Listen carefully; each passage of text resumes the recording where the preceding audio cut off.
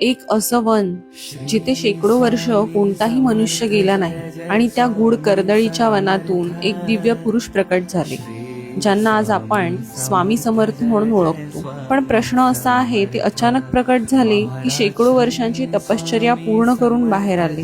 दत्त संप्रदायानुसार श्री स्वामी समर्थ हे श्री दत्तगुरूंचे अयोनिज अवतार आहेत.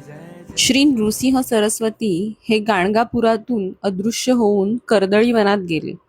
तिथे जवळपास त्यांनी 300 वर्ष कठोर तपश्चर्या केली.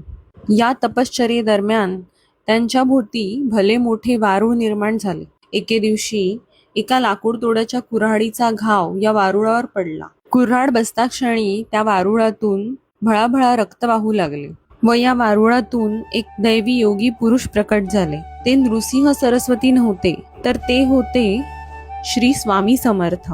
कर्दळी वनातून बाहेर पडून स्वामींनी भारतभर भ्रमण केले.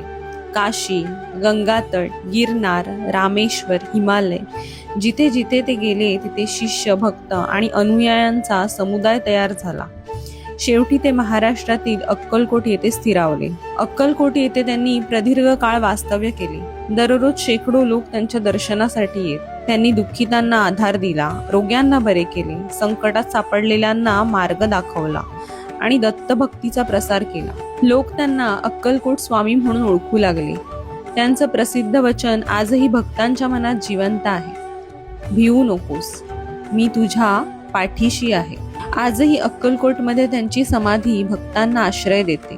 कर्दळीच्या अंधाऱ्या वनातून आलेले ते एक दिव्य संन्यासी आजही लाखो लोकांच्या जीवनात प्रकाश देत आहेत. स्वामी समर्थ फक्त इतिहास नाहीत, ते अनुभव आहेत. असे स्वामींच्या कृपेचे अनुभव तुम्हालाही आले असतील तर कमेंटमध्ये नक्की लिहा श्री स्वामी समर्थ. आणि अशाच आध्यात्मिक माहितीसाठी चॅनलला सबस्क्राईब आणि फॉलो करायला विसरू नका.